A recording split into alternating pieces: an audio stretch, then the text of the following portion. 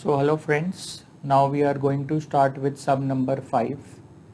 The capital structure of a company consists of the following securities: 10% preference share capital, equity share capital, 12% debentures. The amount of operating profit is 69,000. The company is in 35% tax bracket. You are required to calculate the financial leverage of the company. Now, why I have selected this particular sum is that the formula to calculate the financial leverage will change when you have a preference share capital. So when you have a preference share capital, the formula to calculate financial leverage will change. So when there is preference share capital,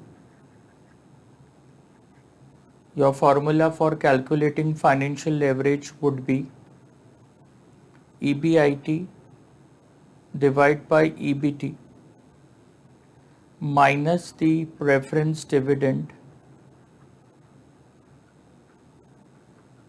and this you have to divide by 1 minus tax. So this is the formula which you are going to use when you have preference share capital. Now whenever we issue preference shares, we have to pay preference dividend. And this preference dividend, when we pay, it is normally after the tax deduction. For example, we have profit after tax, we have a certain figure, and from this we pay the preference dividend. And the remaining profit after paying the preference dividend is going to belong to equity shareholders. So I can say these are the earnings which are available to equity shareholders. Now this preference dividend which we are paying is after the tax. So what we have to do is we have to calculate it before the tax, that is pre-tax preference dividend. So you divide by 1 minus tax, so you'll get pre-tax preference dividend. So that you have to keep into mind, because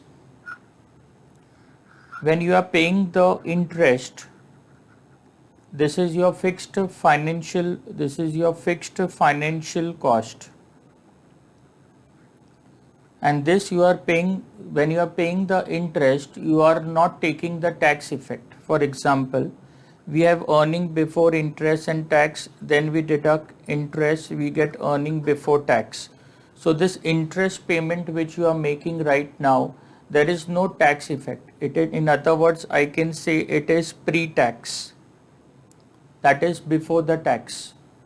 So this preference dividend also you have to take it as pre-tax, okay, because the ratio says that the parameters of dividing the numerator and denominator should be the same. So since the interest is taken as a fixed financial cost which is pre-tax, so the preference dividend is also a fixed cost.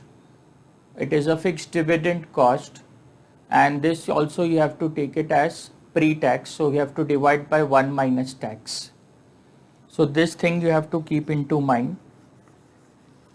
And normally what happens, the students tend to forget this part of preference dividend, and then they do the sum wrong.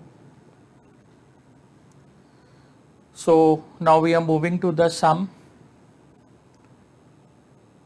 We have to they have given us the amount of operating profit which is 69,000. So the operating profit is nothing but EBIT.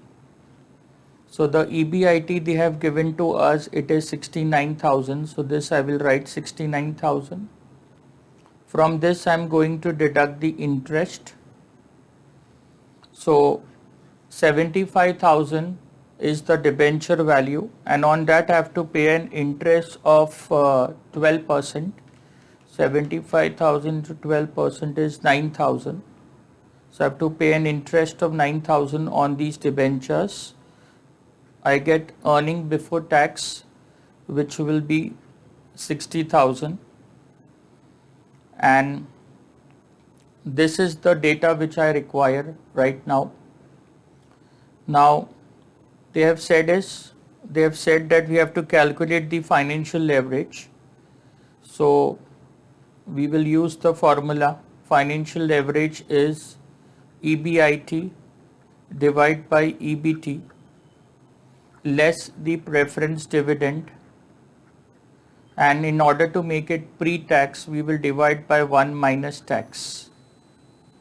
So EBIT I know it is 69,000. EBT I know it is 60,000. The preference dividend is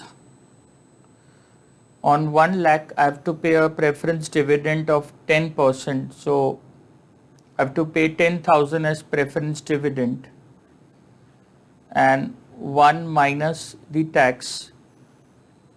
So the tax is 35%. So 35 on 100 is nothing but 0.35. So in ratio if I take it, it will be 0.35. So 69,000, 60,000 minus 10,000 divided by 0.65 is going to give me 15385 approximately. I'm taking it. So 60,000 minus 15385 is going to give me 44,615, and this is 69,000. So 69,000 divided by 44,615, 1.546, so approximately 1.55. This is my financial leverage. So the only reason for doing this sum was to make you familiar that whenever you have a preference share capital, the formula for financial leverage will be this, and then you are able to find the financial leverage. So we will be meeting on our next lecture. Thank you.